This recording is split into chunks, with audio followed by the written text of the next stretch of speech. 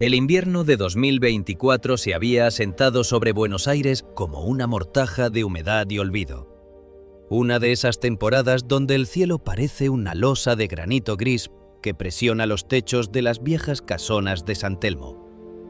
El frío no era solo una cuestión de temperatura, sino una presencia física que se filtraba por las rendijas de las ventanas de madera resecas, trayendo consigo el olor rancio del río cercano, una mezcla de salitre, lodo y naufragios antiguos.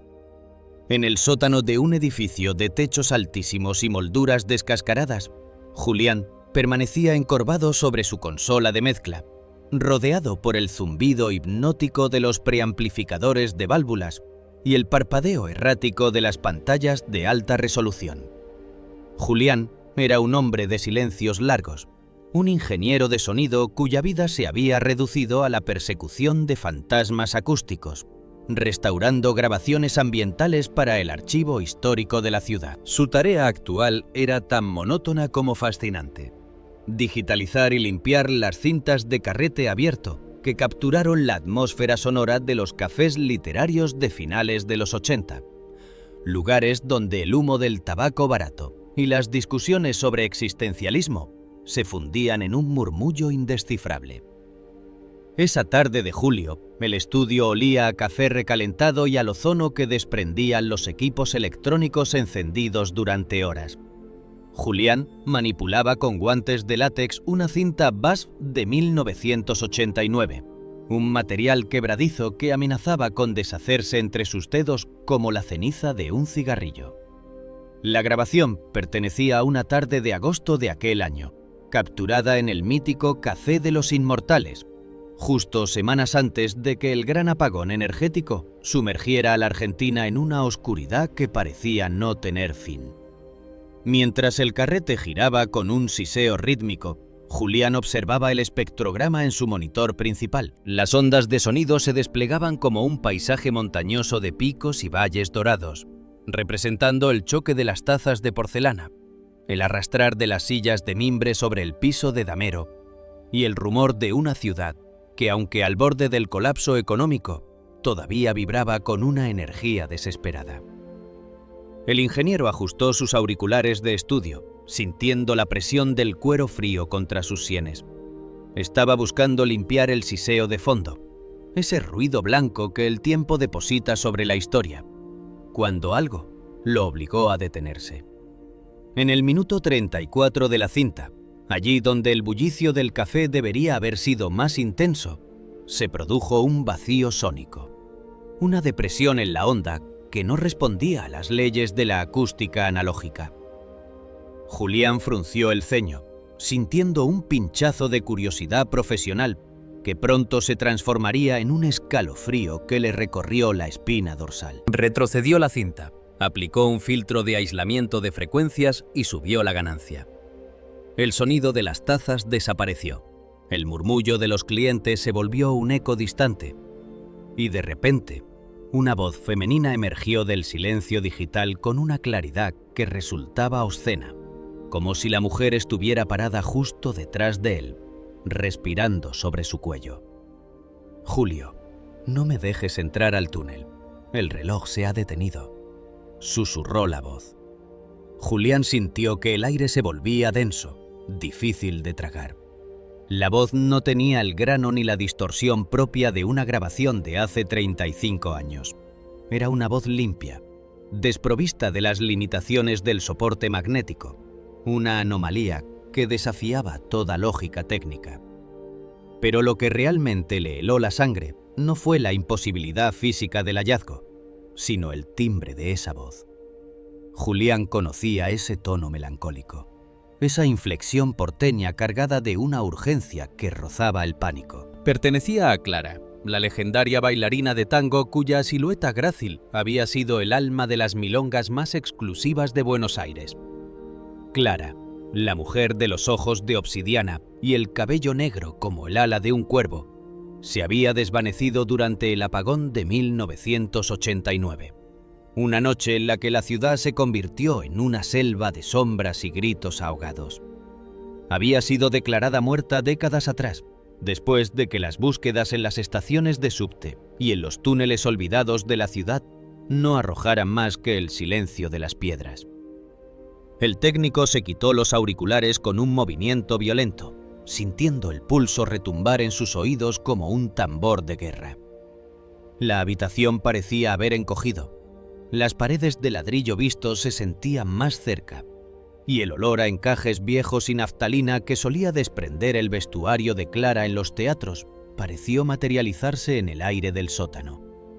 Se frotó los ojos, preguntándose si el cansancio le estaba jugando una broma macabra. Volvió a mirar el monitor. Allí, en la representación visual del sonido, la frase de Clara no aparecía como una onda normal, sino como un patrón geométrico perfecto. Una estructura que solo podía ser revelada mediante los algoritmos de procesamiento digital más avanzados del siglo XXI. Era un mensaje oculto en la era analógica, pero diseñado para ser leído únicamente por una tecnología que, en 1989, pertenecía al terreno de la ciencia ficción. ¿Cómo era posible que una mujer atrapada en el tiempo de las cintas magnéticas y las luces de vela hubiera dejado un rastro que solo el software moderno podía descifrar? El túnel al que se refería Clara siempre había sido el epicentro de las teorías conspirativas sobre su desaparición. Se decía que había sido vista por última vez cerca de la entrada de un pasaje subterráneo clausurado en la zona de Constitución, un lugar donde el tiempo parecía curvarse bajo el peso de la humedad y el salitre. «El reloj se ha detenido», había dicho ella. Julián recordó las crónicas de aquella noche del apagón. Miles de relojes eléctricos en toda la ciudad se habían quedado congelados en la misma hora exacta cuando la red colapsó, creando una sincronía de quietud que muchos interpretaron como un presagio del fin del mundo. Si esta historia te está cautivando tanto como a nosotros, si sentís el frío de ese sótano y el misterio de esa voz que rompe las barreras del tiempo, no olvides suscribirte al canal. Tu presencia es el combustible que nos permite seguir bajando a estos sótanos de la historia para rescatar los susurros que el olvido no pudo borrar. Déjanos un comentario contándonos desde qué parte del mundo nos estás viendo.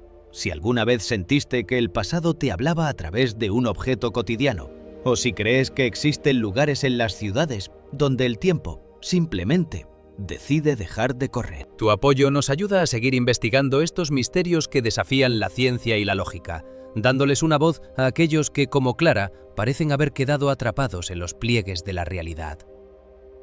Julián se levantó de su silla. Sus rodillas crujieron en el silencio sepulcral del estudio. Caminó hacia la pequeña ventana que daba a ras del suelo de la calle. Afuera, la llovizna porteña continuaba su baile monótono sobre las baldosas flojas. El ingeniero pensó en Clara, en su último baile, en la seda roja de su vestido cortando el aire de una milonga antes de que las luces se apagaran para siempre. Pensó en Julio, el nombre al que ella invocaba con tanto terror. Julio había sido su compañero de baile, un hombre de facciones duras y manos de gigante que nunca pudo perdonarse haberle soltado la mano en medio de la multitud aterrorizada durante el apagón. Se decía que Julio había pasado el resto de sus días recorriendo los túneles del subte con una linterna moribunda, llamando a Clara, hasta que su propia voz se volvió un susurro indistinguible del viento que corre por los conductos de ventilación. El archivo digital que Julián tenía frente a él contenía algo más que sonido. Contenía una imposibilidad física que amenazaba con desmoronar su comprensión de la realidad. Había algo profundamente melancólico en el hecho de que Clara, después de 35 años de ser considerada una cifra en las estadísticas de desaparecidos, hubiera elegido un archivo ambiental para manifestarse. No era una llamada de auxilio convencional.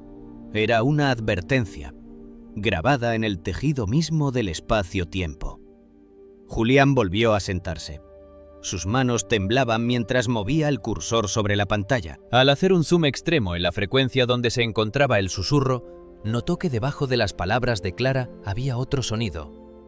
Una pulsación rítmica, constante, como el latido de un corazón metálico o el segundero de un reloj, que lejos de haberse detenido, estaba marcando una cuenta regresiva que solo ella podía escuchar. La arquitectura del edificio donde se encontraba el estudio, una estructura de finales del siglo XIX con cimientos de piedra y pasillos laberínticos, parecía resonar con el descubrimiento. Julián sintió la necesidad de salir, de respirar el aire cargado de polución de la avenida. Pero la voz de Clara lo mantenía anclado a la silla. Había una profundidad emocional en ese susurro que trascendía el miedo. Había una súplica de ser comprendida, de ser rescatada, no del túnel físico, sino del túnel del tiempo mismo. El ingeniero cerró los ojos y por un momento pudo visualizar la escena de 1989. El café de los inmortales sumido en la penumbra de las velas, el olor a cera quemada, el sudor frío en la frente de los clientes, y Clara, apartándose de la mesa, caminando hacia la salida justo antes de que la oscuridad total lo devorara todo. El misterio planteaba preguntas que Julián no estaba seguro de querer responder. Si la voz de Clara era real, ¿dónde estaba ella ahora?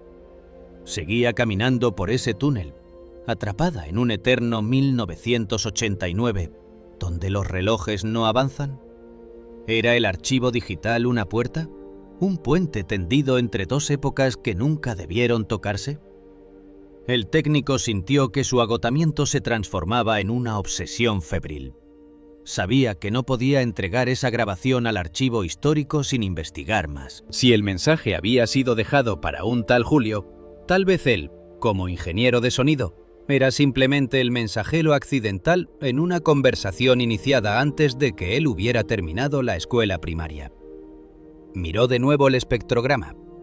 El patrón geométrico del sonido comenzaba a cambiar, a evolucionar frente a sus ojos, mientras el software seguía procesando los datos. Ya no eran solo palabras. Debajo de la voz de Clara empezaban a aparecer coordenadas geográficas y una fecha: 15 de marzo de 2024, la fecha de la próxima semana. El corazón de Julián dio un vuelco. No era una grabación del pasado, era una cita programada desde el pasado para el futuro inmediato. El túnel, el reloj detenido, el apagón. Todo parecía converger en un punto de la ciudad que él conocía bien, una estación de subte abandonada que los mapas modernos preferían ignorar. La sensación física de la desesperación de Clara se hizo insoportable. Julián podía sentir el pánico de la mujer, el frío del mármol de los túneles contra sus pies descalzos de bailarina, el siseo del gas o del aire rancio en la oscuridad. Se preguntó si Clara sabía que estaba siendo grabada, o si su pánico era tan potente que había logrado imprimir su angustia directamente en la estructura atómica de la cinta magnética, esperando que alguien, en un futuro lejano, tuviera la tecnología y la sensibilidad necesaria para escucharla. Era un drama humano de proporciones metafísicas, una tragedia porteña que se negaba a morir con sus protagonistas. Julián se frotó las sienes, sintiendo el calor acumulado en su cabeza. Necesitaba aire, necesitaba ver gente viva, necesitaba alejarse del siseo de la cinta y de la mirada vacía de los monitores.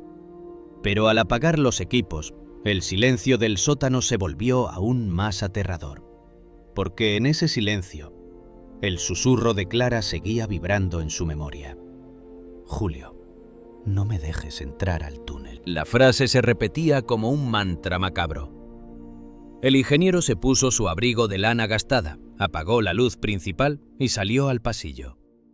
Mientras subía las escaleras de piedra hacia la superficie, el sonido de sus propios pasos le recordó al ritmo del tango, un 2x4 melancólico que parecía marcar el paso de Clara hacia la oscuridad. Al salir a la calle, Buenos Aires lo recibió con su habitual indiferencia de gran ciudad.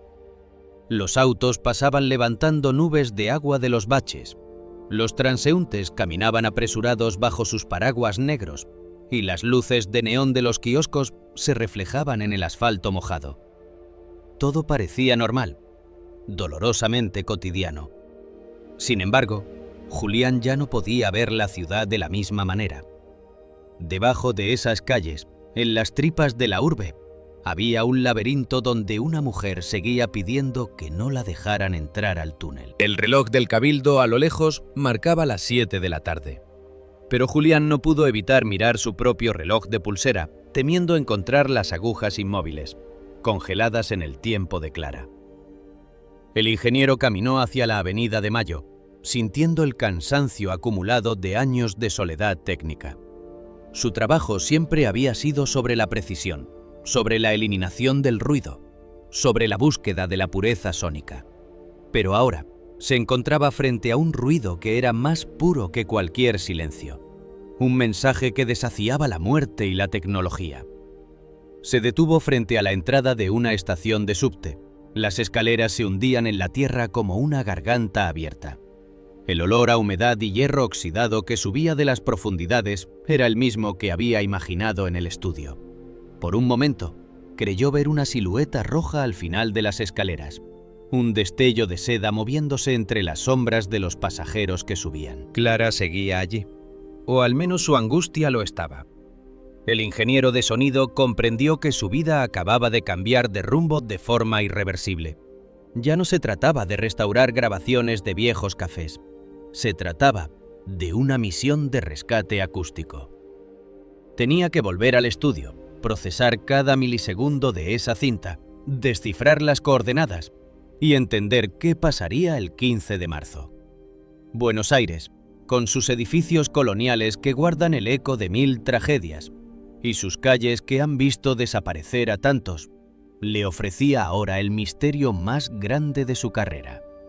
Un misterio que olía a café, a tango y a la desesperación de una mujer que se negaba a ser solo un archivo digital en una carpeta de restauraciones olvidadas. El invierno porteño seguía su curso, pero para Julián, el gran apagón de 1989 acababa de comenzar de nuevo. Y esta vez, él era el único que tenía una linterna digital para iluminar el camino hacia la verdad. La Buenos Aires de 1989 no era una ciudad para los débiles de corazón. Era un organismo herido que se retorcía bajo el látigo de una hiperinflación galopante y un desasosiego social que se palpaba en el aire denso del invierno. En medio de ese caos de billetes de australes que perdían su valor entre el café de la mañana y el vermut de la tarde, el Teatro Colón se erigía como una fortaleza de mármol y terciopelo, un bastión de belleza anacrónica, donde el tiempo parecía desvanecerse detrás de las pesadas cortinas carmesí. Para Clara Valenti, el Colón no era solo su lugar de trabajo, era su santuario, el único rincón del mundo donde la gravedad no parecía tener autoridad sobre sus pies. Clara era, por derecho propio, el diamante más puro de la compañía nacional. Su nombre, impreso en letras de molde en los programas que la gente guardaba como reliquias, se había convertido en sinónimo de una gracia casi sobrenatural. Cuando ella bailaba, el público olvidaba el ruido de las protestas en la avenida 9 de Julio y el siseo constante de las radios que anunciaban nuevos cortes de energía. Ella era el futuro, una promesa de gloria que parecía elevarse por encima de la decadencia argentina. Pero debajo de la seda y el tul, Clara era una mujer de carne y hueso, que sentía el cansancio acumulado en cada fibra de sus músculos. Sus jornadas comenzaban cuando la luz gris del alba todavía no lograba atravesar la bruma del Río de la Plata. El ritual era siempre el mismo: el olor a resina y a madera encerada de las salas de ensayo, el frío del piso de linóleo que le subía por las piernas, hasta que el movimiento lograba calentar la sangre, y el sordo dolor en sus dedos, siempre vendados, siempre sangrantes. Clara se miraba en los espejos infinitos del teatro y no veía solo a una bailarina. Veía a una piba que soñaba con escapar. Su romance con Julio era el motor secreto que alimentaba sus piruetas más arriesgadas. Julio no pertenecía al mundo del escenario, sino al de las sombras. Era un joven iluminador, un maestro de los Fresnel y los elipsoidales que pasaba sus horas encaramado en las pasarelas técnicas, rodeado del olor a ozono, filtros de gelatina quemados y cables calientes. Julio era el hombre que le daba luz, literalmente. Desde su cabina, él la seguía con el seguidor, envolviéndola en un haz de luz blanca que era en realidad una caricia técnica, una forma de decirle que estaba ahí, cuidándola desde las alturas. Se habían conocido un año antes, durante una función accidentada de El Lago de los Cisnes, donde un cortocircuito había dejado el escenario en penumbras. En medio de la confusión de los técnicos y el murmullo asustado del público, Julio había bajado de las pasarelas con una linterna de mano para guiar a Clara hacia los camerinos. Ella, todavía envuelta en plumas blancas, le había sonreído con una mezcla de agotamiento y alivio. Y en ese instante, el teatro entero pareció encenderse para ellos. Desde entonces, su amor se había tejido en los rincones más oscuros del Colón. Planeaban una vida juntos en París, lejos de la inestabilidad que azotaba a la Argentina, lejos del ruido de las ollas populares y del miedo a que el próximo corte de luz fuera definitivo. En la mesita de luz de la pensión donde Julio vivía, en un cuarto que olía a tabaco barato y a humedad, había postales de la Torre Eiffel y de la Ópera Garnier.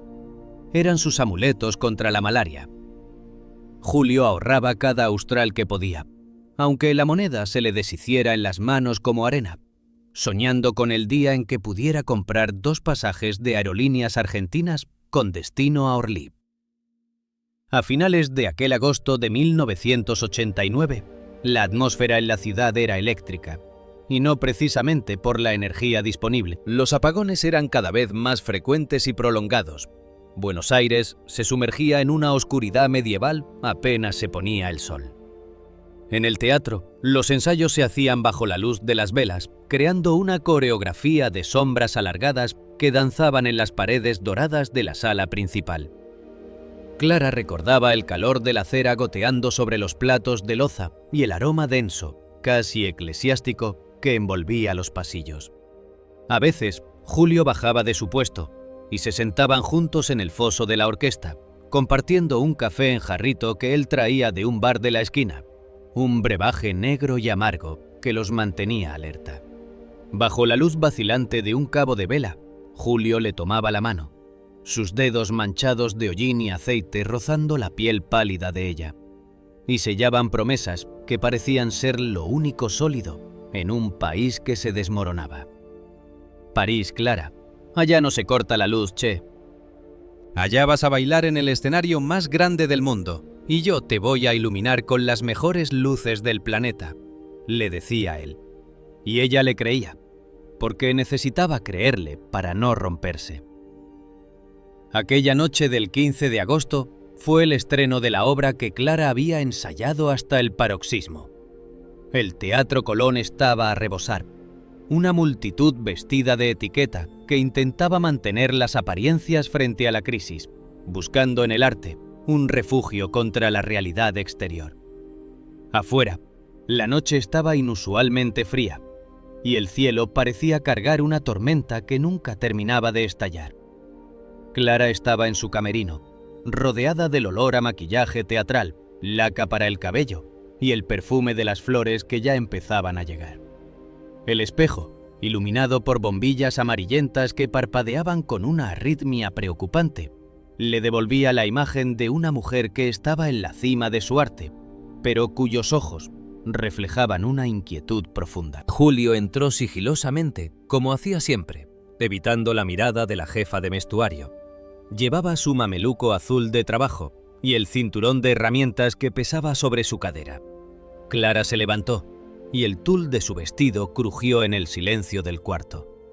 Se miraron a través del espejo, un breve segundo de complicidad absoluta, antes de que el mundo volviera a reclamarlos. Julio se acercó y le puso las manos en los hombros. Estaban calientes por haber estado manipulando las lámparas de la parrilla de luces. «Estás divina, piba. Hoy te vas a comer el escenario», susurró él, y Clara sintió que su pulso se estabilizaba. Julio sacó del bolsillo una pequeña caja de cartón, desgastada por el roce. No era un anillo de brillantes, era una pieza sencilla de plata que había comprado en una feria de San Telmo, pero para ellos representaba la libertad. Clara, Después de la función celebramos nuestro compromiso. Tengo una botella de vino guardada y saqué una reserva en aquel bodegón de la calle Libertad. Ya falta poco para París, mi amor. Solo esta noche y después empezamos a empacar, prometió él. Ella se dio la vuelta y lo abrazó con una urgencia que no pudo explicar. Sentía el olor de Julio, una mezcla de ozono, café y el jabón blanco de la pensión.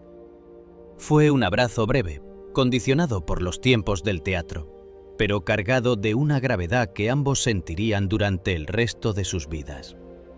Clara se despegó y le dio un beso rápido, un roce de labios que sabía a carmín y a una esperanza desesperada. «Te amo, Julio. Cuídame desde allá arriba, ¿sí?», le pidió ella con una sonrisa trémula.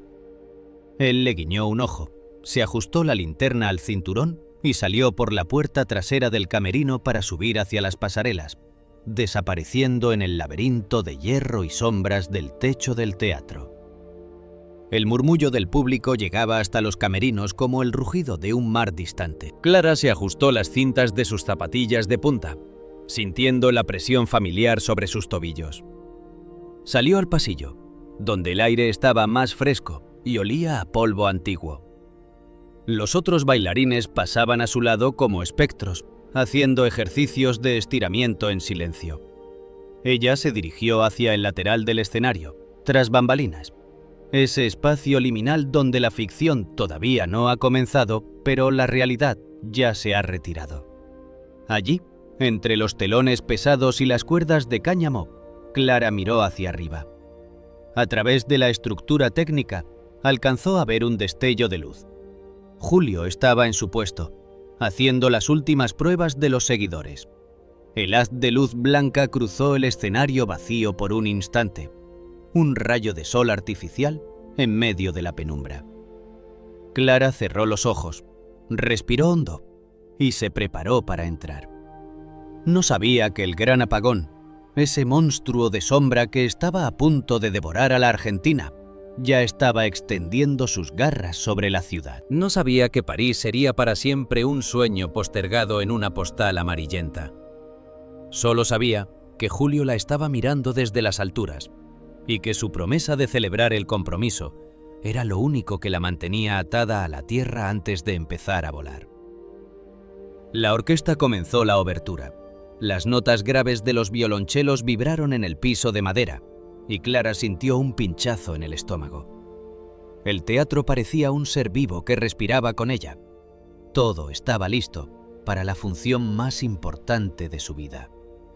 Se acomodó el tocado de brillantes falsos, estiró el cuello con esa elegancia aristocrática que la caracterizaba y esperó su señal. Afuera, en las calles oscuras de Buenos Aires, los relojes eléctricos de las vidrieras empezaban a flaquear, víctimas de la inestabilidad de la red. El siseo del destino era inaudible frente a la música triunfal, pero en la grabación ambiental que Julián descubriría décadas después, ya se podía percibir un cambio en la textura del silencio. Clara dio el primer paso hacia la luz blanca que Julio había preparado para ella, ignorando que estaba caminando directo hacia un túnel donde el tiempo decidiría detenerse para siempre, dejando su voz atrapada en un archivo digital que nadie podría explicar. El beso tras bambalinas fue el último contacto con el mundo de los vivos, una promesa sellada en la penumbra que nunca llegaría a cumplirse, quedando como un eco melancólico en la inmensidad del Teatro Colón. La arquitectura del Colón esa noche parecía más imponente que nunca. Sus molduras doradas brillaban bajo la luz artificial, pero las sombras en los rincones se sentían más densas, casi líquidas. Clara sentía que algo no estaba bien, una intuición materna, o quizás solo el miedo instintivo a la oscuridad que todos los argentinos habían desarrollado ese año. Sus músculos estaban tensos, no por el esfuerzo físico, sino por una premonición que le erizaba la piel debajo del vestuario de seda. Miró por última vez hacia la pasarela técnica, buscando la silueta de Julio. Pero las luces del proyector eran demasiado fuertes y solo veía un resplandor cegador. Era la última vez que su corazón latiría con la tranquilidad de saber que él estaba ahí. El telón comenzó a subir con un susurro pesado y el público desapareció en una mancha oscura. Clara saltó al escenario. Sus movimientos eran perfectos.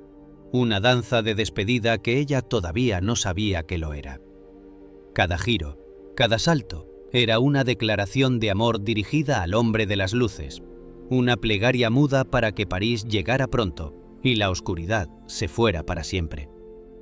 El aire olía a polvo, a transpiración y a la gloria inminente de una estrella que estaba a punto de apagarse en el momento de mayor brillo, dejando tras de sí un rastro de misterio que ni siquiera la tecnología más avanzada del siglo XXI podría terminar de descifrar. El compromiso estaba pactado, pero el destino tenía otros planes para la bailarina del Colón y su iluminador. Planes que involucraban un túnel sin salida y un reloj detenido en el corazón de una Buenos Aires que se preparaba para su noche más larga. Clara bailó como si el mundo fuera a terminarse esa noche, y en cierta forma, para ella, así fue. El aplauso del público fue el último sonido de la realidad antes de que el silencio sónico del archivo digital tomara el control de su historia, transformando su vida en una anomalía aterradora en la consola de un ingeniero de sonido atrapado en el invierno de 2024. El reloj de la sala técnica, una pieza de metal y cristal que colgaba sobre la consola de iluminación de Julio, marcaba las 21 horas con 12 minutos, cuando la realidad decidió fracturarse. En el escenario, Clara se encontraba en el centro exacto de un torbellino de luz blanca, ejecutando un gran jeté que parecía suspenderla en el aire, más allá de lo que las leyes de la física permitían. La música de la orquesta, una amalgama triunfal de cuerdas y vientos, llenaba cada rincón del Teatro Colón, vibrando en las molduras doradas y en el pecho de los 1.200 espectadores que contenían el aliento. En ese instante preciso, la opulencia del segundo acto alcanzó su punto de ebullición, una apoteosis de arte y técnica que Julio observaba con el orgullo del artesano que sabe que ha alcanzado la perfección. Pero entonces, sin un parpadeo previo, sin el siseo de advertencia de los transformadores, la ciudad de Buenos Aires se desmoronó en una negrura absoluta. No fue un apagón común. Fue como si una mano gigantesca hubiera soplado la vela de la existencia. El silencio que siguió no fue inmediato. Primero hubo un estallido sordo en las entrañas eléctricas del edificio, seguido del gemido agonizante de los filamentos de tungsteno enfriándose en fracciones de segundo. Luego, el vacío. Un vacío tan denso que Julio sintió el peso del aire contra sus tímpanos. Una presión física que traía consigo el olor a ozono quemado y el rancio aroma del polvo antiguo que la estática de las luces solía mantener a raya. El escenario, que un segundo antes era un sol artificial de gloria y tul, se convirtió en una fosa ciega. Julio permaneció petrificado en su cabina con las manos todavía apoyadas en los faders de la consola, sintiendo el metal frío bajo sus dedos manchados de hollín. Su primer pensamiento, nacido de una intuición visceral que le heló la sangre, no fue para los generadores o la seguridad del público. Fue para ella. Clara estaba en pleno vuelo cuando la oscuridad la devoró, y Julio sabía, con esa certeza trágica de los amantes, que algo en el orden natural de las cosas se había roto para siempre. Bajó de las pasarelas técnicas con una agilidad desesperada, ignorando el peligro de caer al vacío desde la parrilla de luces. Su linterna de mano, una Maglite pesada que siempre llevaba al cinturón, cortaba la negrura con un haz de luz amarillenta, que parecía ridículamente pequeño frente a la inmensidad del teatro sumido en sombras. El aire en los niveles superiores estaba caliente y cargado del olor a gelatina de color chamuscada, pero a medida que descendía por las escaleras de hierro, el ambiente se volvía gélido. Los gritos de confusión del público empezaban a filtrarse desde la sala principal, un murmullo de pánico colectivo que rebotaba en las paredes de mármol. Julio no se detuvo a dar instrucciones a su equipo. Corrió hacia el nivel del escenario, con los pulmones ardiéndole por el esfuerzo y el sabor metálico del miedo en la lengua. Al llegar al nivel de las bambalinas, la linterna iluminó un caos de sombras. Los otros bailarines de la compañía se movían como espectros ciegos, chocando entre sí y balbuceando preguntas que nadie podía responder. Julio apartó los pesados telones de terciopelo, buscando el punto exacto donde Clara debería haber aterrizado. El suelo de madera, encerado y brillante bajo la luz de su linterna, estaba desierto. No había rastro de la bailarina estrella, ni siquiera el eco de sus pasos. Julio sintió que el corazón le martilleaba las costillas con una fuerza que le impedía respirar. Corrió hacia el acceso que conectaba el escenario con los camerinos, un pasillo subterráneo revestido de hormigón y ladrillo que los técnicos llamaban el túnel de las sombras. Era un lugar húmedo, que siempre olía a salitre y a la humedad persistente de los cimientos que se hundían en el barro del antiguo cauce del río. El pasillo estaba desierto. La luz de su linterna rebotaba en las paredes desnudas, revelando las tuberías oxidadas y las manchas de moho que formaban mapas de olvido en el hormigón. Julio gritó su nombre, y la palabra Clara rebotó en el túnel con una sonoridad macabra, volviendo a él como una burla acústica. No había rastro de la jefa de vestuario, ni de los otros técnicos que solían poblar ese pasillo. El silencio era absoluto, una quietud de tumba que parecía haber sido sellada desde hacía siglos. Fue entonces cuando el haz de luz de su linterna se detuvo sobre un objeto pequeño y brillante que yacía en medio del corredor, a mitad de camino entre el escenario y la zona de descanso. Julio se arrodilló, con las rodillas golpeando el suelo frío con un sonido seco. Allí, abandonada en el centro de la nada, estaba una zapatilla de seda rosa. La reconoció al instante. Era la zapatilla izquierda de Clara, con las cintas de raso todavía anudadas como si hubieran sido arrancadas con una fuerza imposible. Al tocarla, Julio sintió que la seda estaba tibia, como si todavía conservara el calor de la piel de ella, pero no había rastro de sangre, ni señales de lucha. La levantó con manos temblorosas, llevándosela a la cara. El olor a resina y al perfume de jazmín que ella siempre usaba antes de salir a escena lo golpeó con la fuerza de un puñetazo emocional. Era un rastro invisible, una estela de fragancia que parecía flotar en el aire rancio del túnel, guiándolo hacia adelante. Se puso de pie, sosteniendo la zapatilla contra su pecho como si fuera el último resto de su propia existencia. Siguió el rastro de jazmín, que se intensificaba a medida que se adentraba en la parte más profunda del pasillo. La linterna iluminó el final del corredor, un punto donde el túnel debería haber girado hacia los camerinos principales. Pero al llegar allí, Julio se detuvo en seco, sintiendo que la razón se le escapaba entre los dedos. El pasillo terminaba abruptamente en una pared de hormigón sólido, una superficie lisa, fría y sin fisuras, que parecía haber estado allí desde la construcción del teatro. No había puertas ocultas, no había salidas de emergencia, no había trampillas en el suelo. El rastro de perfume terminaba allí mismo, chocando contra el muro ciego con una violencia sensorial que dejó a Julio mareado. Empezó a golpear la pared con los puños, con una desesperación que pronto le ensangrentó los nudillos. «¡Clara! ¡Clara, por favor!», gritaba, pero su voz se perdía en la porosidad del hormigón. La arquitectura del teatro, ese laberinto que conocía palmo a palmo, le estaba mintiendo.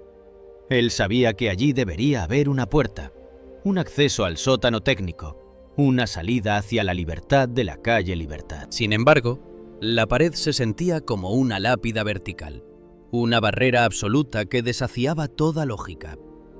Revisó el techo, el suelo, buscó desesperadamente cualquier señal de que Clara hubiera podido ser arrastrada por alguien, pero el hormigón estaba limpio, desprovisto de marcas, como si la bailarina simplemente se hubiera disuelto en los átomos del edificio.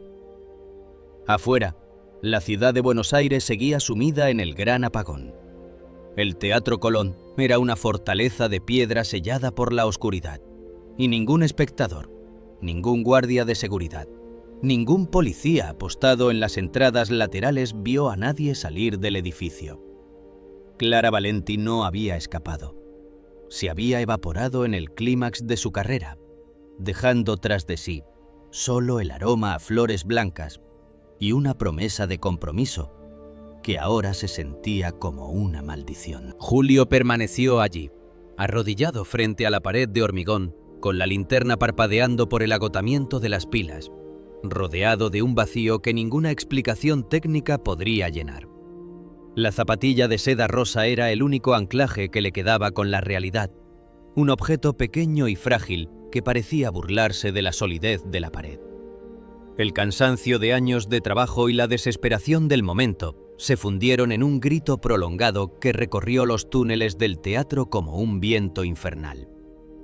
Julio llamó a Clara hasta que su garganta se llenó de sangre y su voz se convirtió en un susurro ronco que se mezclaba con el siseo del gas en las tuberías. En su mente, el viaje a París, el anillo de plata en su bolsillo, las promesas hechas bajo la luz de las velas, todo se estaba convirtiendo en ceniza. La inestabilidad económica del país era una nimiedad comparada con la inestabilidad de la realidad que acababa de presenciar. ¿Cómo podía una mujer desaparecer en un teatro rodeado de gente? ¿Cómo podía un pasillo terminar en un muro que no debería existir? La oscuridad del apagón de 1989 no era solo la falta de luz eléctrica. Era una oscuridad metafísica que había decidido reclamar a la mejor de su clase. Julio sintió que el tiempo se había detenido de verdad, tal como el mensaje del futuro diría décadas después. El segundero de su reloj de pulsera parecía haberse quedado congelado en el momento exacto en que las luces se apagaron. Miró la esfera del reloj en la penumbra. Las manecillas estaban quietas a las 21:12. El pánico le oprimió el pecho con la fuerza de una prensa hidráulica. No era solo Clara la que había desaparecido. Era el tiempo mismo el que se había roto bajo los cimientos del Teatro Colón. La arquitectura colonial del entorno, con sus muros gruesos y sus secretos guardados bajo capas de reboque y cal, parecía observar su sufrimiento con una indiferencia milenaria. Julio sintió que las paredes le hablaban, que el hormigón respiraba, que la piedra guardaba el eco de otros que, como Clara, habían cruzado un umbral invisible hacia ninguna parte. Sus pensamientos se volvieron erráticos, explorando la posibilidad de sótanos ocultos que el personal técnico desconocía, de pasadizos secretos construidos en la era de los fundadores del teatro. Pero conocía los planos, había recorrido cada rincón con su linterna y sus herramientas, y sabía que no había nada allí. Nada más que ese muro ciego que olía a jazmines. La intuición que había sentido antes se transformó en una desesperación absoluta. Se imaginó a Clara atrapada al otro lado de esa pared, gritando su nombre en una dimensión de silencio absoluto, donde las luces nunca vuelven a encenderse. Se imaginó a sí mismo envejeciendo en ese túnel, buscando una grieta que nunca aparecería. El miedo ya no era a lo que pudiera haberle pasado a ella, sino a la naturaleza misma del lugar. El túnel de las sombras era ahora una garganta que se había tragado a la mujer que amaba. Y él estaba allí, parado en el borde de la boca, mirando hacia una garganta de hormigón sólido.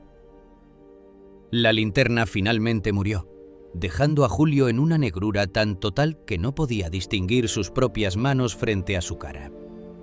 En esa oscuridad absoluta, el aroma del perfume de Clara se volvió más vívido, casi táctil. Sintió que una mano fría le rozaba la mejilla, un susurro de seda contra su piel. Pero cuando extendió los brazos, solo encontró el aire helado y la superficie rugosa de la pared. El compromiso, París, la vida que habían planeado, todo se había disuelto en ese instante, a las 21:12. Julio se dejó caer contra el muro, con la espalda apoyada en el hormigón, sintiendo el cansancio de 1000 inviernos pesando sobre sus párpados. El gran apagón continuaría durante horas, días en algunos sectores de la ciudad. Pero para Julio, el mundo nunca volvería a iluminarse. Clara Valenti se había convertido en un misterio sónico, en una vibración en el aire de un teatro que se negaba a entregar sus secretos.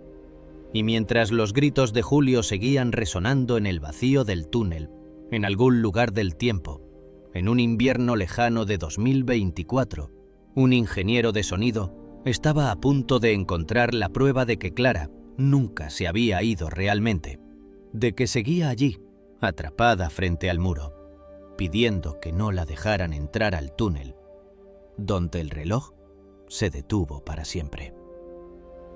La arquitectura del Colón, con su mármol frío y su hormigón sólido, guardaría la zapatilla de seda rosa como un recordatorio silencioso de la noche en que la belleza se encontró con la imposibilidad. Julio, el hombre de las luces, pasaría el resto de su existencia buscando la claridad En un mundo que se había vuelto permanentemente oscuro. La desesperación acumulada, el miedo instintivo a la pared ciega y el aroma persistente a jazmín formarían el tejido de una leyenda urbana que recorrería los pasillos del teatro durante décadas. Pero esa noche, en la penumbra de 1989, solo había un hombre gritando un nombre, en un vacío que nadie, ni la ciencia ni el arte, podría llenar jamás. Clara se había ido, y con ella se había llevado la luz de una ciudad entera, dejando tras de sí un misterio grabado en la estructura misma de la realidad, esperando que el futuro tuviera los oídos necesarios para escuchar su súplica. El incidente no fue solo una desaparición, fue el momento en que el tiempo decidió que algunas historias de amor son demasiado intensas para el mundo de la luz y deben ser preservadas en el hormigón del olvido y los susurros digitales. Model 7:53 de la tarde. El paso del tiempo en Buenos Aires no se mide en años, sino en el desgaste de las suelas sobre las baldosas y en la acumulación de polvo sobre los objetos que nadie se atreve a mover. Para Julio, el calendario se detuvo en aquel 15 de agosto de 1989. Todo lo que vino después no fue vida, sino una vigilia prolongada, una agonía silenciosa que se entrelazó con las entrañas mismas del Teatro Colón. Al aceptar el puesto de jefe de mantenimiento, Julio no buscaba un salario ni una carrera. Buscaba el acceso irrestricto a los secretos de piedra y hierro que habían devorado a Clara. Se convirtió en un fantasma más de la institución, un hombre de rostro surcado por arrugas que parecían mapas de caminos prohibidos, cuyos ojos siempre estaban ausentes, enfocados en algo que nadie más podía percibir, una fisura invisible en la realidad, una grieta que él estaba convencido de encontrar si tan solo golpeaba la pared correcta. Sus días transcurrían entre las penumbras de los niveles inferiores y las pasarelas técnicas que él mismo había ayudado a iluminar en su juventud. Los nuevos técnicos lo llamaban el guardián, un anciano taciturno que conocía cada tornillo, cada viga y cada secreto de la inmensa estructura. Julio no hablaba con ellos. Pasaba las noches recorriendo el túnel de las sombras, con la misma linterna Maglite, ahora tan gastada que parecía una extensión de su propia mano, acariciando con los nudillos la superficie fría del hormigón, buscando un cambio en la temperatura, un pulso, un susurro. La obsesión se había vuelto su única dieta. Olvidó el sabor del café de los bares de la calle Libertad. Olvidó el sonido de la música moderna y la evolución de una ciudad que se transformaba al ritmo de crisis económicas y nuevas tecnologías. Él vivía en un 1989 perpetuo, un estado de suspensión, donde Clara seguía siendo la bailarina de seda que lo amaba, antes de que el mundo se apagara. La justicia argentina de aquel entonces, una entidad torpe y a menudo ciega, había despachado el caso de Paloma con una eficiencia burocrática que rozaba la crueldad. En un país que intentaba cicatrizar sus propias heridas políticas y sociales, la desaparición de una bailarina en un teatro era apenas una nota al pie en los diarios de la época. Los investigadores acosados por la presión de un sistema judicial colapsado y la urgencia de casos de mayor envergadura, sellaron el expediente antes de que el invierno terminara. Secuestro extorsivo, dictaminaron, cerrando la carpeta con un golpe seco de sello administrativo, ignorando deliberadamente que nunca hubo un teléfono que sonara, nunca hubo una carta pidiendo dinero, ni un movimiento en las cuentas bancarias de la familia Valenti. Para el Estado, Clara era una incógnita que molestaba. Para la sociedad, pronto se convirtió en una leyenda urbana.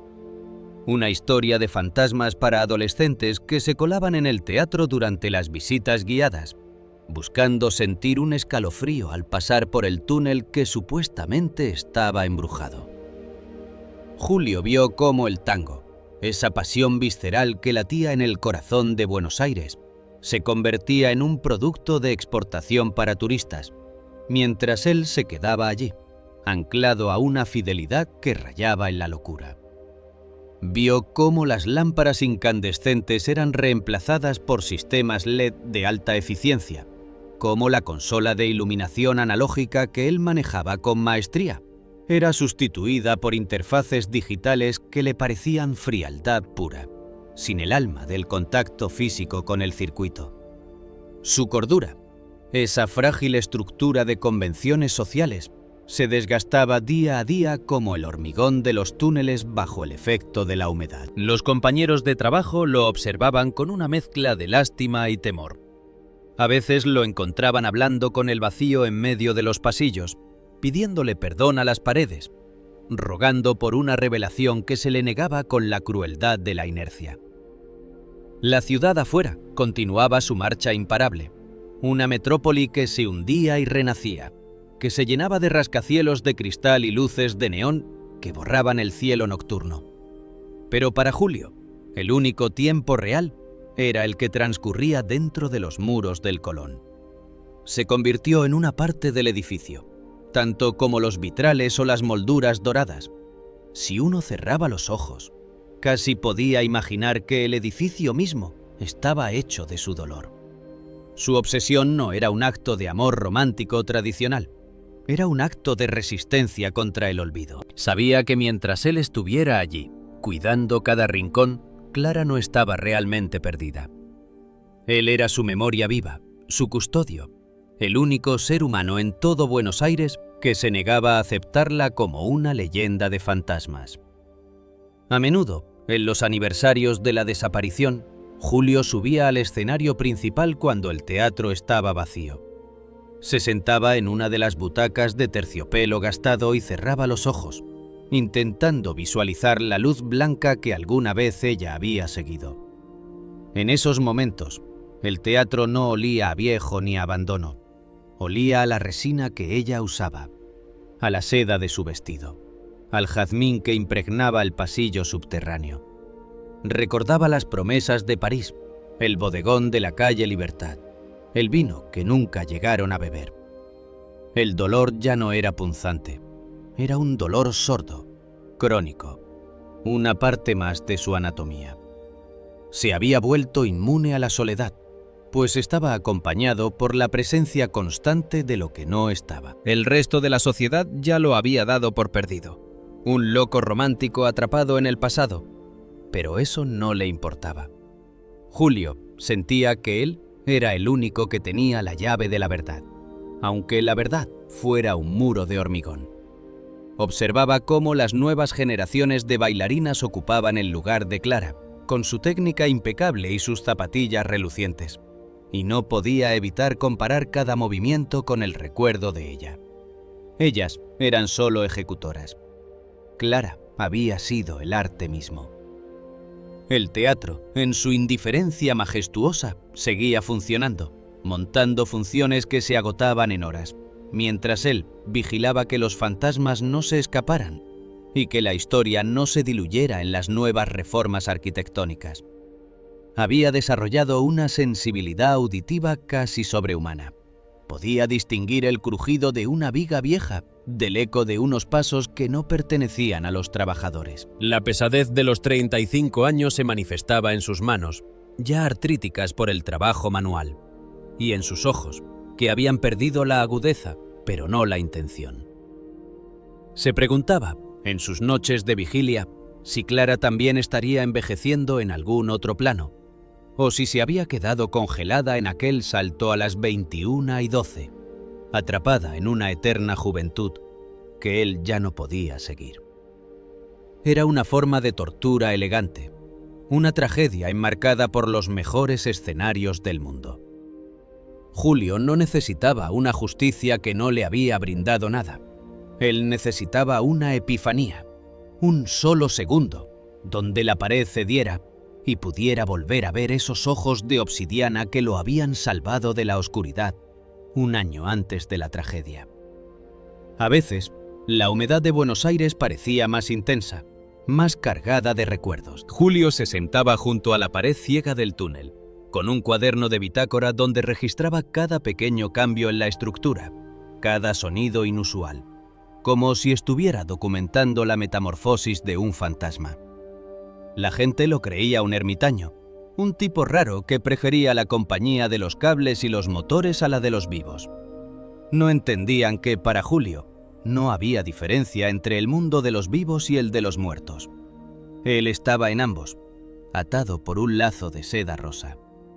Su vida era una sinfonía de silencios, un eco perpetuo de una risa que se había extinguido en la negrura de un apagón que no fue natural, sino el principio de un viaje que él nunca pudo emprender. El cansancio no era solo físico, era un cansancio espiritual, un alma que se había desgastado de tanto buscar. Pero Julio, fiel a su juramento silencioso, continuaba su labor. El Colón era su hogar y su prisión. Cada vez que alguien mencionaba el misterio de la bailarina, él escuchaba desde las sombras, guardando sus palabras, protegiendo la fragilidad de un recuerdo que ya nadie más quería mantener intacto. Era el guardián de una historia que el resto del mundo prefería enterrar bajo capas de folclore barato y explicaciones racionalistas. En aquel 1989, Clara le había pedido que la cuidara desde arriba. Durante las décadas siguientes, él la cuidó desde abajo, desde los cimientos, desde el corazón oscuro y metálico del teatro que se convirtió en el sarcófago de su gran amor. Y mientras el tiempo pasaba, Buenos Aires se convertía en un lugar extraño y ajeno, una ciudad que avanzaba sin mirar atrás, una metrópoli de rascacielos y pantallas digitales que no tenían espacio para el tango y las promesas de París.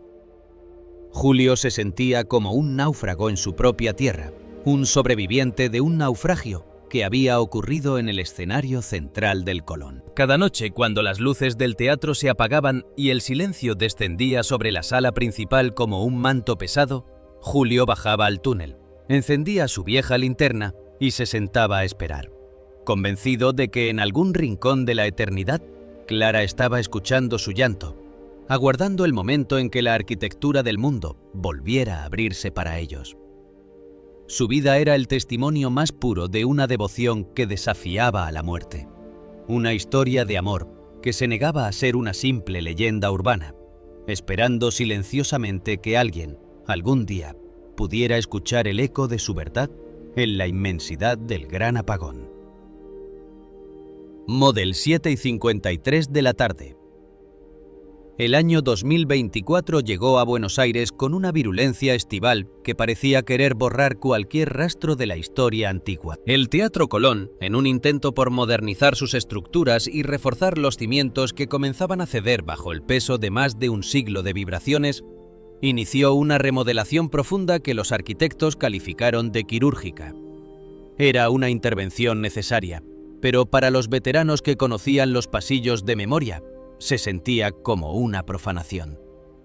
Los obreros, equipados con martillos neumáticos y sensores de alta tecnología, comenzaron a desmantelar sectores del subsuelo que no habían visto la luz desde los años oscuros de la dictadura militar.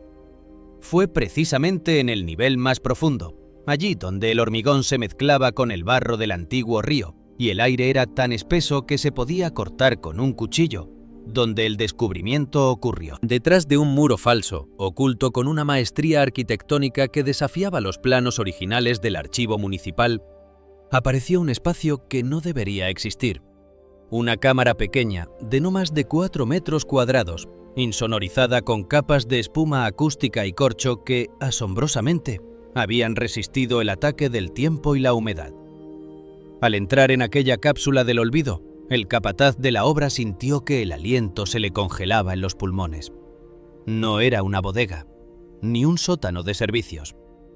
Era una cabina de transmisiones clandestina, un santuario tecnológico de una sofisticación que no tenía sentido en 1989. En el centro de la sala, sobre una mesa metálica, se encontraba una grabadora digital de última generación. Un dispositivo que solo existía en el mercado desde hacía unos pocos años, conectada mediante cables que parecían entrelazarse como venas de cobre con un sistema de micrófonos antiguos, piezas de época que habían sido manipuladas y soldadas con una precisión de cirujano. Pero no fue el equipo lo que hizo retroceder a los obreros presas del pánico. En el rincón más alejado de la cabina, en una penumbra que parecía devorar la luz de sus linternas, se encontraba una figura humana. Era una mujer anciana, de una delgadez esquelética, envuelta en jirones de una tela que, al ser iluminada, reveló destellos de una seda rosa que alguna vez debió haber sido deslumbrante. La mujer no se movió al verlos. Sus manos, largas y nudosas, estaban manchadas de grafito y sangre seca. Sus dedos no dejaban de trazar líneas sobre la pared de hormigón que tenía enfrente. La superficie del muro estaba cubierta por completo con una caligrafía febril, un compendio de fechas, horas y coordenadas que se superponían una sobre otra, creando una textura de locura y desesperación. Eran décadas de tiempo destiladas en símbolos. Cuando finalmente la mujer levantó la vista, sus ojos no mostraron miedo, sino una profundidad antigua, como si hubiera estado observando la eternidad mientras los obreros apenas terminaban de romper el muro. La luz de las linternas permitió ver su rostro con una claridad dolorosa. Las facciones eran las de una mujer que había sido olvidada por el mundo, pero el brillo de sus pupilas conservaba la intensidad de una bailarina que todavía esperaba la señal para salir a escena. Era Clara Valenti, aquella mujer que había sido declarada muerta en 1989, no solo estaba viva, había estado respirando en el corazón del teatro durante 35 años, en una realidad que corría paralela a la de los vivos. El hallazgo se convirtió en un secreto de Estado durante las primeras horas. Los técnicos de la constructora, horrorizados por la imposibilidad del hecho, llamaron a las autoridades mientras la mujer continuaba escribiendo, como si la realidad dependiera únicamente de que ella terminara su mapa del tiempo. La cabina insonorizada era una obra maestra de la ingeniería clandestina. Los micrófonos, ocultos estratégicamente en los puntos clave del teatro, desde las tablas del escenario hasta los camerinos y los túneles subterráneos, captaban cada vibración, cada susurro, cada nota musical. Y allí residía el aspecto más perturbador. El sistema había estado procesando toda esa información ambiental y traduciéndola en tiempo real a un formato digital que no existía cuando Clara desapareció. La grabadora estaba conectada a una fuente de energía ininterrumpida que se alimentaba directamente de los transformadores principales del edificio. Un sistema que había absorbido la electricidad de la ciudad durante décadas, alimentándose de los mismos apagones que habían marcado la historia de Buenos Aires. Cuando los expertos en ciberseguridad y acústica forense llegaron para analizar el equipo, se encontraron ante un enigma que desafiaba las leyes de la informática. El procesador de la grabadora no solo guardaba audio, estaba convirtiendo el eco del teatro en datos cuantificables, creando una base de datos de eventos que iban mucho más allá de lo que se podía escuchar con un oído humano. Estaban viendo, en el monitor, una visualización de los pasos de los bailarines de 2024, comparados con los registros de 1989. El sistema estaba, de alguna manera, sincronizando las dos épocas. La mujer anciana, mientras tanto, permanecía en un estado de trance total, ignorando a los agentes, a los médicos y a los científicos. Cuando intentaron hablarle, ella no respondió con palabras, sino que simplemente señaló una fecha en la pared: 15 de marzo de 2024. Era la fecha que Julián, el ingeniero de sonido, había encontrado en sus archivos digitales. Todo estaba conectado. Los médicos del Hospital Argerich que la atendieron más tarde quedaron atónitos. Su salud era un milagro médico. No había sufrido de las deficiencias habituales de la inanición extrema, a pesar de que el lugar no contenía provisiones. Era como si su metabolismo se hubiera ajustado a la frecuencia del propio edificio, alimentándose de la energía del teatro y de los restos de los cortes de luz que, de alguna manera, ella había canalizado durante décadas.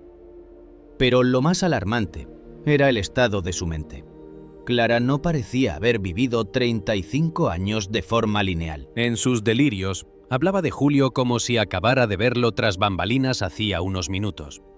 Y luego, con una claridad terrorífica, describía eventos actuales que habían ocurrido en la ciudad durante los últimos meses. Había vivido en un presente dilatado, observando a Buenos Aires a través de los ecos que sus micrófonos le traían, convirtiéndose en el fantasma que escuchaba todas las conversaciones y observaba todos los secretos que el teatro guardaba. La noticia se filtró a la prensa en cuestión de horas, desatando un frenesí mediático sin precedentes. La novia del Colón no era un mito. Era una superviviente de una imposibilidad científica. Sin embargo, para la familia, el descubrimiento trajo una mezcla insoportable de alivio y angustia. Julio, ahora un hombre anciano que había dedicado su vida a buscarla entre esas mismas paredes, se encontraba en estado de shock. Cuando lo llevaron a verla a la habitación del hospital, se quedó parado en la puerta durante largos minutos. La mujer que estaba en la cama, con sus manos surcadas por el grafito y su mirada perdida en el tiempo, era la sombra de su Clara, pero era ella. Se acercó lentamente, sintiendo que el aire se tornaba pesado, como en aquel pasillo de hormigón. Ella lo miró, y por un segundo, el tiempo se contrajo. Ella no lo llamó por su nombre, solo sonrió con una ternura que deshizo 35 años de soledad. El equipo forense descubrió que la cabina no era una celda de tortura tradicional, sino un experimento de vigilancia extrema, posiblemente vinculado a las sombras del poder durante la época del proceso, que alguien había mantenido funcionando durante décadas. Habían utilizado a Clara como una antena viva, una antena humana conectada a una red de tecnología que se adelantó décadas a su tiempo. El dolor de descubrir que ella había sido el centro de una red de espionaje que la mantuvo cautiva, mientras ella misma observaba el teatro a través de los micrófonos, fue demasiado para los investigadores. La justicia, que décadas antes había cerrado el caso como un secuestro trivial, se vio obligada a reconocer que se encontraban ante una conspiración que superaba cualquier película de espionaje. Mientras la ciudad fuera del hospital continuaba su vida, ajena a la gravedad del hallazgo, dentro de las instalaciones el misterio se profundizaba. La anciana, tras días de observación, empezó a articular frases coherentes, pero no hablaban del horror de su cautiverio. Hablaba de las notas de piano que escuchaba a las 3 de la mañana en el escenario, de los ensayos que ella sentía que seguía realizando, de las vidas de las personas que habían pasado por el Colón durante esos años. Ella había sido el testigo silencioso, el corazón latiente del teatro. La tecnología de la cabina, al ser desmantelada, reveló un mapa de las redes de vigilancia que cubrían toda la capital, sugiriendo que Clara era solo la punta del iceberg.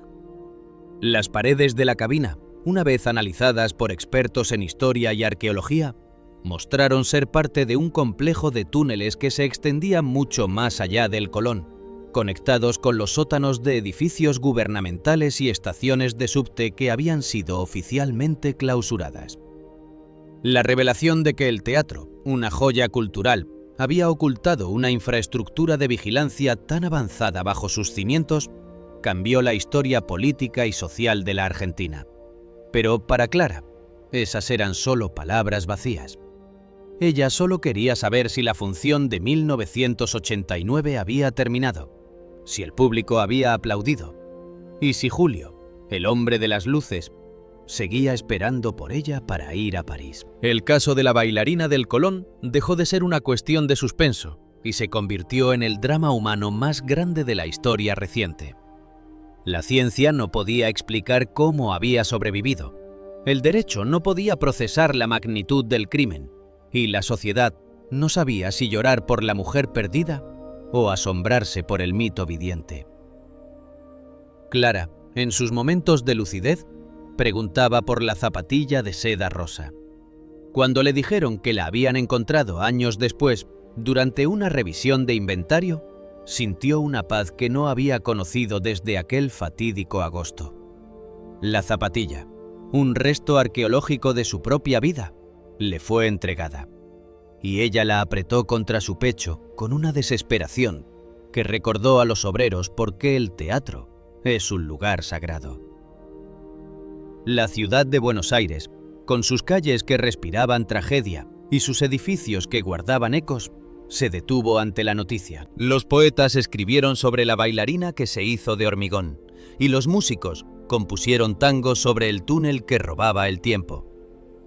Pero la realidad era más cruda, más compleja y más triste. Clara era una mujer que había sido sacrificada en el altar de la vigilancia absoluta, y su única salida había sido convertirse en el eco de lo que ella más amaba: el teatro, la música y el hombre que una vez, bajo la luz de un seguidor, le prometió que nunca la dejaría caer.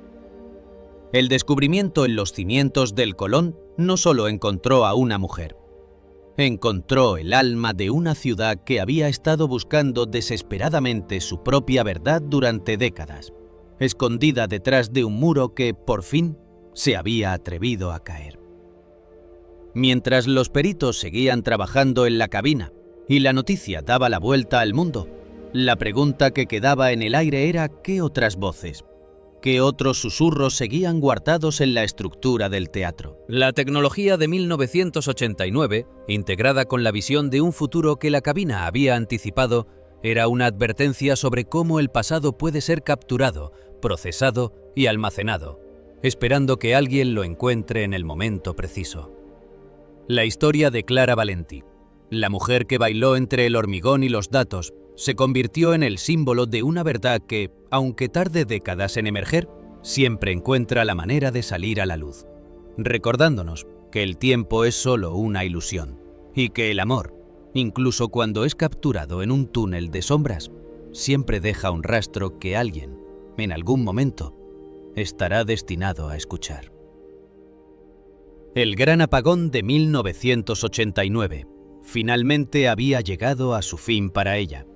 Pero para el resto de la humanidad, el enigma apenas estaba comenzando a desplegar sus alas. La confirmación definitiva de la identidad de la mujer no llegó a través de los complejos algoritmos de reconocimiento facial ni de los apresurados cotejos de huellas dactilares que el tiempo y el grafito habían vuelto borrosas, sino mediante un detalle ínfimo, casi poético, que solo el amor y la memoria familiar podían reclamar.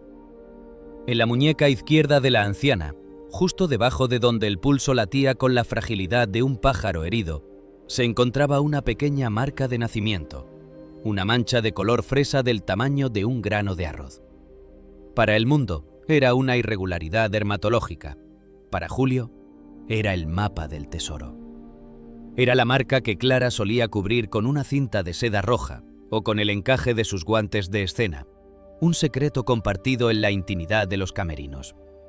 El doctor Arrieta, jefe de clínica del Hospital Argerich, se ajustó las gafas y asintió frente a los investigadores de la Policía Federal. No había dudas.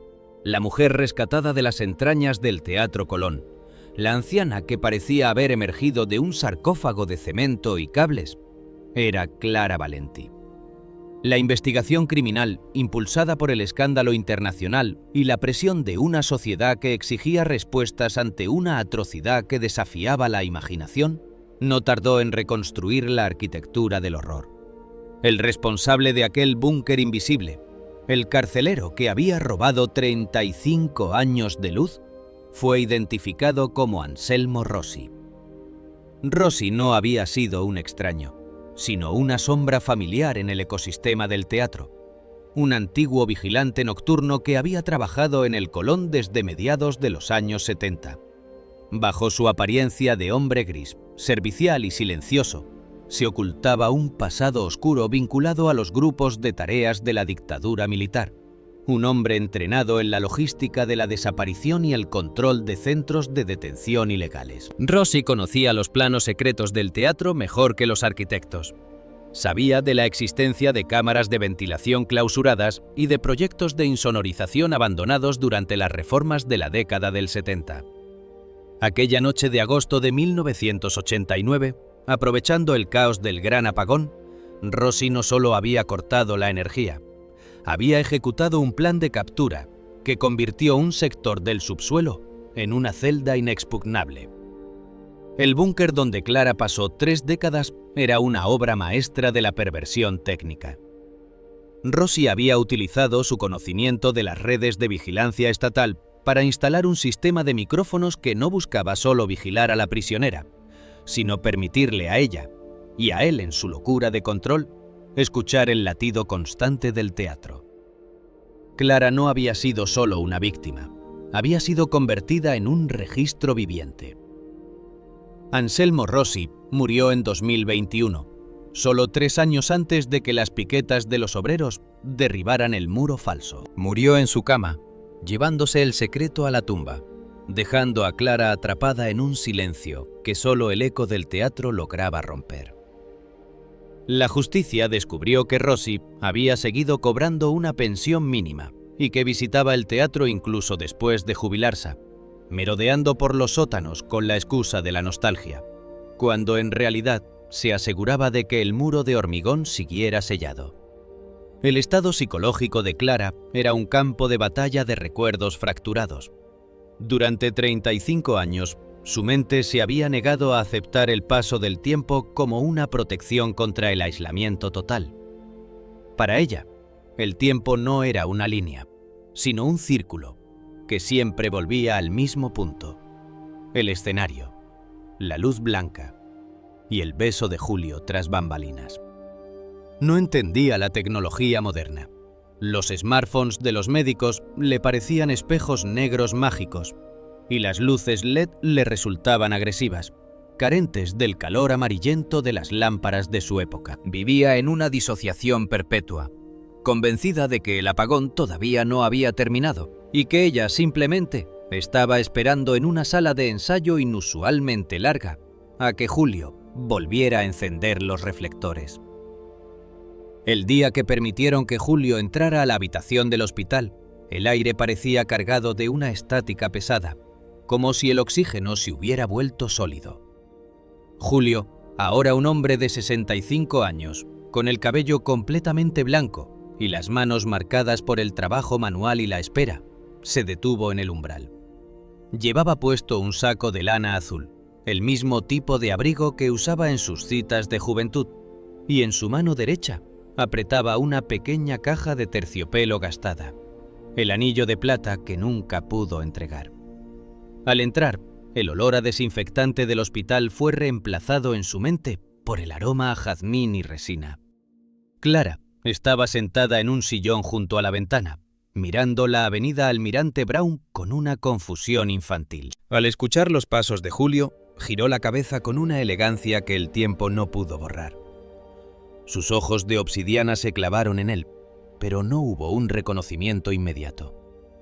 Para Clara, el hombre que tenía enfrente era un extraño, un señor mayor con ojos tristes que la miraba con una intensidad insoportable. Julio se acercó lentamente, sintiendo que sus rodillas flaqueaban. Se arrodilló junto a ella, tal como lo había hecho frente al muro de hormigón 3 décadas atrás. «Viva», susurró Julio con la voz rota por el llanto contenido. «Soy yo. Soy Julio». Clara frunció el ceño, estudió las arrugas del hombre, buscó en ese rostro ajeno las facciones del joven iluminador que le había prometido París. Durante un minuto que duró una eternidad, el silencio solo fue roto por el monitor cardíaco, que empezó a acelerarse rítmicamente. Julio sacó de la caja el anillo de plata y con manos temblorosas lo colocó sobre la palma de la mano de Clara. Al sentir el contacto del metal frío, algo en la arquitectura mental de la mujer pareció hacer clic. Cerró los ojos, apretó el anillo y un sollozo profundo, un sonido que venía desde lo más hondo de su cautiverio, escapó de sus labios. «Julio», dijo ella, pero no lo dijo como quien reconoce a un anciano. Lo dijo con la voz de la joven de 22 años. «Julio, che, ¿qué te pasó en el pelo? ¿Por qué tardaste tanto en volver? Estaba oscuro, Julio. Hacía mucho frío en el pasillo». Julio rompió a llorar, enterrando su rostro en el regazo de Clara. Ella le acarició el cabello canoso con una ternura infinita, sus dedos todavía manchados por el grafito del búnker. Para Clara, Julio seguía siendo su joven amante que simplemente había sido castigado por el tiempo. Para Julio, ella era el diamante rescatado del barro. Fue un mar de lágrimas y desconcierto, una reunión de dos náufragos que habían sobrevivido a tormentas diferentes en el mismo océano de piedra. Él le habló de los años que pasó cuidando el teatro, de cómo nunca dejó de llamarla en el túnel, y ella le habló de los susurros que escuchaba a través de las paredes, convencida de que eran señales que él le enviaba para que no perdiera la esperanza. El drama humano de su reencuentro conmovió hasta a los guardias de seguridad que custodiaban la puerta. No era solo el reencuentro de una pareja, era la victoria de la vida sobre un sistema que había intentado anularla. Clara le preguntó por la función, si el público se había ido a casa o si todavía estaban esperando a que terminara el segundo acto. Julio, con una compasión que solo el dolor profundo puede otorgar, le mintió suavemente. Le dijo que todos la habían aplaudido de pie, que el apagón fue solo un momento y que ahora por fin podían irse a ese bodegón de la calle Libertad a celebrar su compromiso. La historia de Clara Valenti y Julio se convirtió en un hito de la memoria colectiva argentina. El búnker clandestino fue preservado como un sitio de memoria, un recordatorio de que las sombras del pasado pueden persistir incluso en los lugares dedicados a la belleza. La tecnología digital que Rossi había instalado, aquel sistema de grabación que Julián había descubierto por accidente en 2024, fue desmantelada y analizada por historiadores. Se descubrió que Clara, en su aislamiento, había grabado cientos de horas de susurros, reflexiones y tarareos de tango, creando una biblioteca sonora de la soledad que desafiaba cualquier registro histórico convencional. Su voz, capturada en formatos digitales que ella no comprendía, era el testimonio de una voluntad inquebrantable de existir. Las semanas posteriores al rescate fueron de una adaptación lenta y dolorosa. Clara tuvo que aprender a vivir en un mundo de pantallas táctiles, de ruidos de motores eléctricos y de una Buenos Aires que ya no reconocía. Julio nunca se separó de su lado. Se mudaron juntos a una pequeña casa con jardín en el barrio de Caballito, lejos del mármol y la humedad de San Telmo. Allí, bajo el sol de la tarde, Julio le leía noticias de un París moderno, mostrándole fotos en una tablet que ella todavía miraba con sospecha. Clara empezó a caminar de nuevo, no con la técnica de la bailarina estrella, sino con la determinación de una mujer que reclama su derecho a pisar la tierra sin muros de por medio. Esta historia, que comenzó con un susurro aterrador en la consola de un ingeniero de sonido, nos demuestra que la verdad es una señal de radiofrecuencia que atraviesa el tiempo. Puede ser enterrada bajo toneladas de cemento, puede ser ocultada por muros de hormigón sólido o por la desidia de una justicia corrupta, pero siempre encuentra una forma de emitir su frecuencia. La voz de Clara, grabada en una era analógica para ser escuchada en una era digital, fue el puente que salvó una vida del olvido absoluto. Clara volvió a la luz, recordándonos que mientras alguien siga buscando, mientras un Julio siga recorriendo los túneles con una linterna, o un Julián siga limpiando el ruido de las cintas viejas, Ningún túnel es lo suficientemente largo como para ocultar la vida para siempre. En el Teatro Colón, el túnel de las sombras fue finalmente iluminado con luces permanentes. El muro falso fue reemplazado por una placa de bronce con el nombre de Clara Valentí, no como un monumento a su muerte, sino como un homenaje a su resistencia. Los nuevos bailarines, cuando pasan por ese pasillo antes de salir a escena, a veces dicen sentir un aroma a jazmín y el eco de una risa joven que flota en el aire.